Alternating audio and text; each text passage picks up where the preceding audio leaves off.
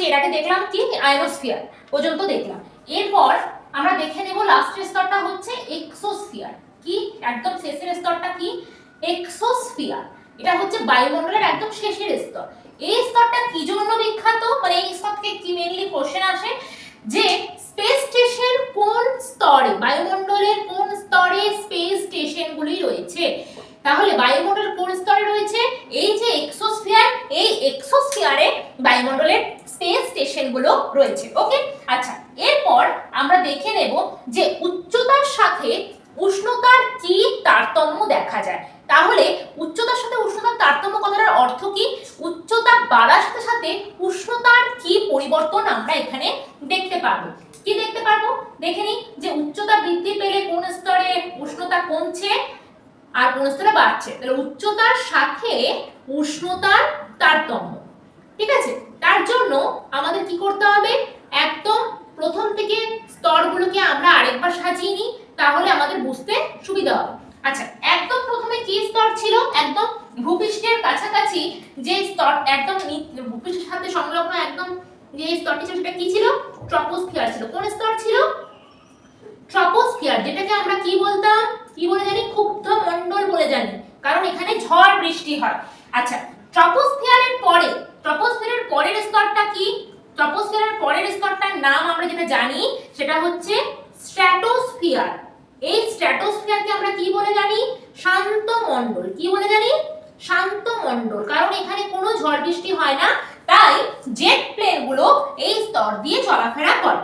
আচ্ছা স্ট্র্যাটোস্ফিয়ারের উপরে যে স্তরটা রয়েছে সেই স্তরটার নাম কি, সেই স্তরটার 3 নম্বর যে স্তর সেটার নাম হচ্ছে মেসোস্ফিয়ার।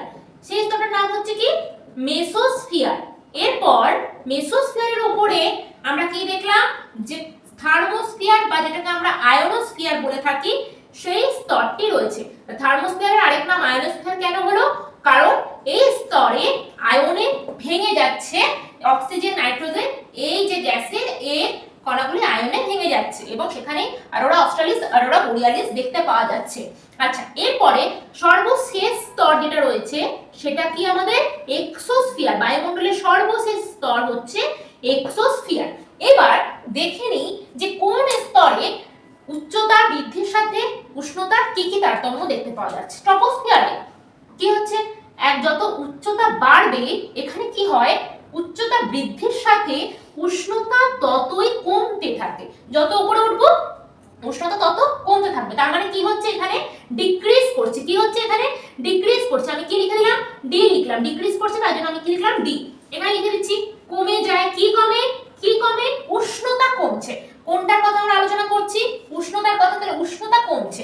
আচ্ছা কত ছিল, এখানে ভূপৃষ্ঠের উষ্ণতা এখানে ছিল হচ্ছে 15 ডিগ্রি সেন্টিগ্রেড। 15 ডিগ্রি সেন্টিগ্রেড থেকে আমি যত উপর দিকে উঠতে থাকবো ট্রপোস্ফিয়ারের একদম উপরে, তখন সেখানে কি উষ্ণতা কত দাঁড়াচ্ছে, এখানে উষ্ণতা দাঁড়িয়ে যাবে হচ্ছে -60 ডিগ্রি সেন্টিগ্রেড। কেন, এখানে উষ্ণতা আস্তে আস্তে কমছে উচ্চতা বৃদ্ধির সাথে, তাই মাইনাসে চলে গেল। এবার একটা পয়েন্টে আসি, যে ট্রপোস্ফিয়ারের একদম শেষ অঞ্চল মানে কোন জায়গাটা, এরকম জায়গাটা ট্রপোস্ফিয়ারের একদম শেষ অঞ্চল, এবং স্ট্র্যাটোস্ফিয়ার যেখানে স্টার্ট হচ্ছে তার আগের অঞ্চলটা যেটা রয়েছে সেই অঞ্চলে উষ্ণতা থেমে যায়। মানে কি, উষ্ণতার কোনো পরিবর্তন লক্ষ্য করা যায় না উচ্চতা বৃদ্ধির পরে।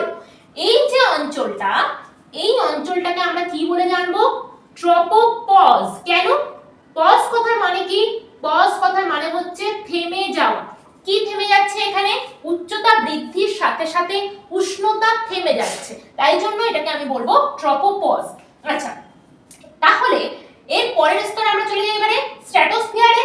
এখানে কি হচ্ছে দেখি, এখানে উচ্চতা যত বৃদ্ধি পাচ্ছে আমরা দেখতে পাবো যে উষ্ণতাও তত বৃদ্ধি পাচ্ছে। ওকে, উচ্চতা বৃদ্ধির সাথে কি হবে, উষ্ণতাও বৃদ্ধি পাচ্ছে। এটাকে আমি কি বলতে পারি, ইনক্রিজ করছে। তাহলে উচ্চতা বৃদ্ধির সাথে উষ্ণতা ইনক্রিজ করছে, তাহলে আমি এখানে কি লিখবো, বেড়ে যায়। কি বেড়ে যায়, উচ্চতা বৃদ্ধির সাথে উষ্ণতা বৃদ্ধি পায় বা বেড়ে যায়। আচ্ছা এই যে বেড়ে যাচ্ছে তাহলে কত হচ্ছে, -60 ডিগ্রি ছিল, সেখান থেকে বেড়ে গিয়ে কত হয়ে যাবে, এই তো একদম উপরে 0 ডিগ্রি সেন্টিগ্রেডে গিয়ে পৌঁছে যাবে। স্ট্র্যাটোস্ফিয়ারের একদম উপরে যখন উঠছে তখন একদম শেষ অঞ্চলে কোথায় কত পৌঁছাচ্ছে, 0 ডিগ্রি সেন্টিগ্রেড, বাড়তে বাড়তে। আচ্ছা এখানেও সেম কেস হয়, পয়েন্ট কি হয় যে স্ট্র্যাটোস্ফিয়ারের একদম শেষ অঞ্চল যেটা রয়েছে সেই শেষ অঞ্চল এবং মেসোস্ফিয়ার শুরু হওয়ার ঠিক আগের যে অঞ্চলটা সেখানে উচ্চতা বৃদ্ধির সাথে উষ্ণতার কোনো পরিবর্তন দেখতে পাওয়া যায় না। কেন যায় না? কারণ ওখানে উষ্ণতা থেমে যাচ্ছে। এই যে থেমে যাচ্ছে এটাকে কি বলা হচ্ছে? স্ট্র্যাটোপজ। কি বলা হয়? আগেরটা আমরা দেখলাম ট্রপোপজ, এটাকে আমরা কি বলবো? যেহেতু স্ট্র্যাটোস্ফিয়ারে ঘটছে তাই জন্য এটাকে আমরা বলবো স্ট্র্যাটোপজ। ঠিক আছে, স্ট্র্যাটোপজ। বোঝা গেল? আচ্ছা, এবার স্ট্র্যাটোপজ হয়ে গেল। এরপর নেক্সট স্তর যেটা রয়েছে সেটা কি রয়েছে আমাদের? মেসোস্ফিয়ার। মেসোস্ফিয়ারে কি ঘটনা ঘটছে? মেসোস্ফিয়ারে আমরা দেখব আবার অপোজিট হচ্ছে। কি হচ্ছে? যে উচ্চতা যত বৃদ্ধি পাবে তার সাথে সাথে উষ্ণতা কিন্তু কমতে থাকবে। কি হবে এখানে আবার? ঠিক এর আগে যেগুলো দেখলাম আমরা, এখানে কমলো আবার বাড়লো, এটা তো কি হবে? উচ্চতা বৃদ্ধির সাথে উষ্ণতা কমতে থাকবে, মানে অপোজিট যাচ্ছে। ঠিক আছে, তাই এখানে আমি কি লিখতে পারি? আবার লিখতে পারি ডি, মানে ডিক্রিজ করছে লিখতে পারি। তাহলে এখানে কি হয়? কমে যায়। কে কমে যাচ্ছে? উচ্চতা বৃদ্ধির সাথে উষ্ণতা কমে যাচ্ছে। কোথায়? মেসোস্ফিয়ারে। তাহলে এখানে ছিল কত? 0 ডিগ্রি সেন্টিগ্রেড ছিল। 0 ডিগ্রি সেন্টিগ্রেডে ছিল। আমাকে যদি বলে স্ট্র্যাটোপজের উষ্ণতা কত, সেটাও বলবো আমি 0 ডিগ্রি সেন্টিগ্রেড, কারণ একদম উপরে স্ট্র্যাটোপজ, সেখানে 0 ডিগ্রি সেন্টিগ্রেড। আচ্ছা, 0 ডিগ্রি সেন্টিগ্রেড থেকে এবার কমছে, মেসোস্ফিয়ারে কি হচ্ছে? কমছে। তাহলে কমতে কমতে কোথায় চলে যাবে? মাইনাসে চলে যাবে। তাহলে 0 ডিগ্রি সেন্টিগ্রেড থেকে মাইনাসে কত দূর যাবে? কত দূর গেল? মাইনাস প্রায় 100 ডিগ্রি সেন্টিগ্রেড। আমি যদি অ্যাকিউরেট বলি মাইনাস 92 ডিগ্রি সেন্টিগ্রেডে গিয়ে পৌঁছাবে। তাহলে অনেক কম, 0 ডিগ্রি থেকে মাইনাস হতে হতে প্রায় 100 ডিগ্রির কাছে। তাহলে এই যে মেসোস্ফিয়ারের একদম উপরের স্তর, এটাকে বলছি আমরা সেম ভাবে যেখানে উষ্ণতা থেমে যাচ্ছে, পরিবর্তন হচ্ছে না, সেটাকে কি বলে জানবো আমরা? এখানে মেসোপজ বলে জানবো। কি বলবো? মেসোপজ। এই মেসোপজ এখানেও, তাহলে মেসোস্ফিয়ারে একদম উচ্চতায় উষ্ণতা কত দাঁড়িয়ে গেল? -100 ডিগ্রি সেন্টিগ্রেড, মানে একদম কম। তাহলে এই স্তরটাকে আমি কি বলতে পারি? যে শীতলতম স্তর। কি বলবো এটাকে আমি? শীতলতম স্তর, কারণ এই স্তরে উষ্ণতা সব থেকে কম হচ্ছে। তাহলে মেসোস্ফিয়ারকে আমি বলবো শীতলতম স্তর। ঠিক আছে, বায়ুমণ্ডলের সবথেকে শীতলতম স্তর কোনটি? তাহলে মেসোস্ফিয়ার। বোঝা গেল? এতদূর বোঝা গেল? Troposphere, stratosphere, mesosphere. এইবারে দেখো আমরা থার্মোস্ফিয়ারে কি হচ্ছে। আচ্ছা, থার্মোস্ফিয়ারে কি হচ্ছে? থার্মোস্ফিয়ারে আমরা দেখব উচ্চতা যত বৃদ্ধি পাচ্ছে তার সাথে সাথে আবার অপোজিট জিনিস ঘটবে। কি ঘটবে? উচ্চতা বৃদ্ধির সাথে উষ্ণতা বাড়তে থাকবে। কি হবে এখানে? আবার উষ্ণতা বাড়তে থাকবে। তাই জন্য আমি কি লিখলাম? আই, মানে ইনক্রিজ করছে। এখানেও কি হবে? উষ্ণতা বেড়ে যাচ্ছে। ঠিক আছে, বেড়ে যায়। তার মানে এখানে 100 ডিগ্রি ছিল, 100 ডিগ্রি থেকে আবার বাড়া শুরু করবে এখানে। ঠিক আছে, তাহলে এই তাহলে 1 থেকে -60 0। আচ্ছা, এখান থেকে বাড়বে।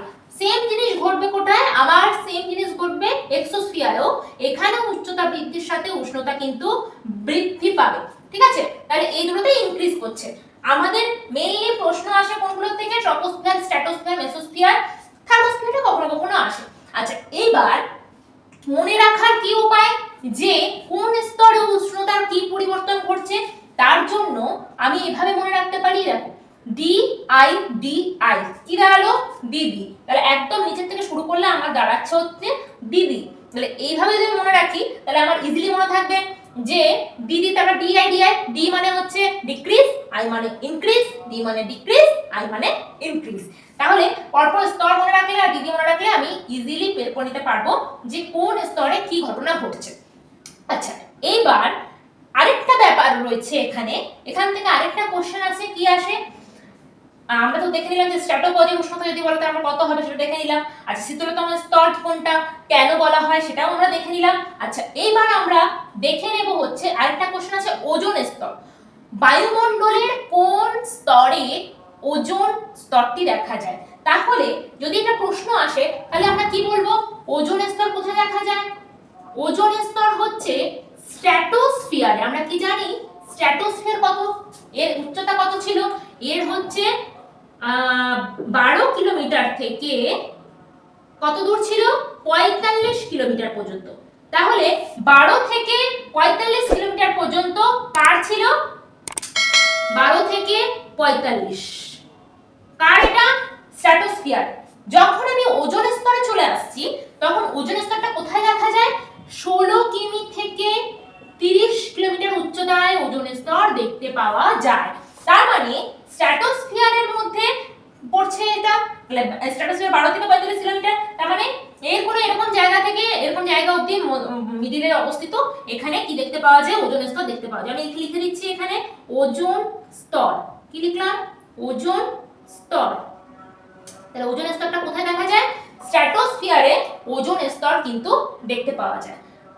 আই থিংক মনে থাকবে এবার তোমাদের। তাহলে কোন স্তরে কি ঘটনা ঘটছে, উষ্ণতা বৃদ্ধির সাথে উচ্চতা বৃদ্ধির সাথে উষ্ণতার কি ঘটনা, কি পরিবর্তন হচ্ছে, ট্রপোপজ, স্ট্র্যাটোপজ, মেসোপজ কাকে বলে, এদের উষ্ণতা কত, ওজোন স্তর কোন স্তরে দেখা যায়, ওজোন স্তর কোন বায়ুমণ্ডলের কোন স্তরে দেখতে পাওয়া যায়, বায়ুমণ্ডলের শীতলতম স্তর কাকে বলে, স্পেস স্টেশন কোন স্তরে দেখা যায়, সব আমরা এখান থেকে দেখে নিয়েছি। ঠিক আছে, এর পরবর্তী ভিডিওতে দেখে নেব যে ওজোন স্তর কিভাবে সৃষ্টি হচ্ছে এবং এর ধ্বংস কিভাবে হচ্ছে। ঠিক আছে, আমি একবার লিখে দিচ্ছি তোমাদের সুবিধার জন্য যে ওজোন স্তর কোথায়? স্ট্র্যাটোস্ফিয়ারে। ঠিক আছে, তাহলে ওজোন স্তর স্ট্র্যাটোস্ফিয়ার। ঠিক আছে, দেখে নিচ্ছ? আচ্ছা, দেখে নিচ্ছি। যত উচ্চতা বাড়ছে আমরা কি দেখলাম? যে উষ্ণতা কমছে। এবার কতটা কমছে? ট্রপোস্ফিয়ারে প্রতি 1000 মিটার উচ্চতা বৃদ্ধিতে 6.5 ডিগ্রি সেন্টিগ্রেড হারে উষ্ণতা কমে। এই কোশ্চেনটা আসে। তাহলে ট্রপোস্ফিয়ারে প্রতি 1000 মিটার উচ্চতা বৃদ্ধিতে কতটা উষ্ণতা কমে? 6.5 ডিগ্রি সেন্টিগ্রেড হারে উষ্ণতা কমে। 6.5 ডিগ্রি সেন্টিগ্রেড, এই যে এই হারে উষ্ণতা কমে। ঠিক আছে, 6.5 ডিগ্রি সেন্টিগ্রেড হারে উষ্ণতা কম। ঠিক আছে, এটা মনে থাকবে। এইবারে এর আগে আমরা কি দেখলাম? যে উচ্চতা বৃদ্ধির সাথে উষ্ণতার কি তারতম্য দেখা যায়। এরপর আমরা দেখে নেব যে উচ্চতা বৃদ্ধির সাথে বায়ুমণ্ডলের চাপের কি তারতম্য দেখা যায়। তাহলে উচ্চতা বৃদ্ধির সাথে বায়ুমণ্ডলের চাপের তারতম্য, বায়ুচাপের তারতম্য, বায়ুচাপ বলবো না, শুধু চাপের লিখছি, চাপের তারতম্য। এবারে সবার প্রথমে যেটা স্তর ছিল ট্রপোস্ফিয়ার, তারপর স্ট্র্যাটোস্ফিয়ার, এভাবে যাচ্ছিল। চাপের ক্ষেত্রে আমরা কি দেখব? যে যত আমরা নিচের থেকে উপরের দিকে উঠব তত বায়ুমণ্ডলের স্তরগুলোর ঘনত্ব আস্তে আস্তে কমতে থাকবে। ঘনত্ব কি?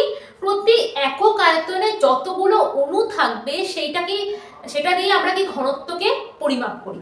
এবার ধরো আমি বললাম যে এইটুকু একটা জায়গা রয়েছে, এই জায়গার মধ্যে আমি ধরলাম এখানে অনেকগুলো বলতে আমি বললাম 10টা অণু রয়েছে। ঠিক আছে, 1 2 3 4 5 6 7 8 9 10 11 12টা রয়েছে, তো 12টাই ধরলাম আমি, 12টা অণু রয়েছে, হয়ে গেল। তাহলে এইটুকু জায়গার মধ্যে 12টা অণু রয়েছে।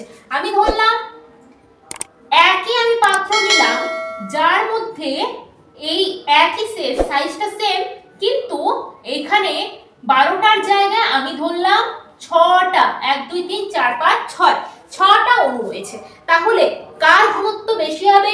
এদের মধ্যে পাত্রটা একই, সেম সাইজের, আয়তনটা সেম, তার মানে একই আয়তনে একই জায়গার মধ্যে, ধরো একটা ক্লাসরুমে তোমরা রয়েছো 70 জন। ঠিক আছে, ওই ক্লাসরুমেই যদি 70-এর জায়গায় তোমরা ধরে নাও 30 থেকে 40 জন থাকো, তাহলে কি হবে? অনেক ফাঁকা হবে। আর 70 জন থাকলে কি হবে? অনেক ভর্তি থাকবে। তার মানে কি 70 জন থাকলে ঘনত্ব বেশি হবে। আর তোমরা যদি 30 জন বা 40 জন থাকো ওই রুমটাতে, একই রুমে, তাহলে কি হবে? অনেকটা ফাঁকা হবে। তার মানে কি হবে? ঘনত্ব কম হবে। তার মানে একই আয়তনের মধ্যে যদি আমি যত সংখ্যক অণু থাকছে বা পরমাণু থাকছে সেটার উপর ডিপেন্ড করছে যে ঘনত্ব কার বেশি হবে, ঘনত্ব কার কম হবে। তেমনি এই যে আমরা বায়ুমণ্ডলের স্তরগুলো দেখলাম, সেই স্তরের ক্ষেত্রেও সবথেকে নিচে কে রয়েছে? ট্রপোস্ফিয়ার। ট্রপোস্ফিয়ারে হচ্ছে জলকণা, ধুলোবালি, এগুলো সব ধূলিকণা, এগুলো সব বেশি পরিমাণে থাকে। তাই সব চাপ হচ্ছে কার, যার ঘনত্ব বেশি, সবথেকে বেশি চাপ ওই জন্য দেখতে পাওয়া যায় ট্রপোস্ফিয়ারে। কোন স্তরে দেখতে পাওয়া যায়? ট্রপোস্ফিয়ারে সবথেকে বেশি চাপ দেখতে পাওয়া যায়।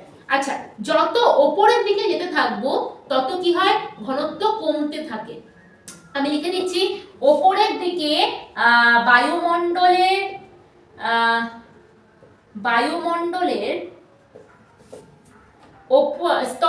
স্তরগুলি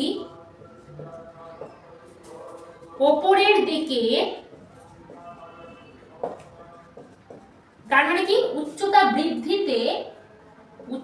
বৃদ্ধিতে ঘনত্ব হ্রাস পায়, তাই জন্য কি হচ্ছে, চাপও হ্রাস পায়।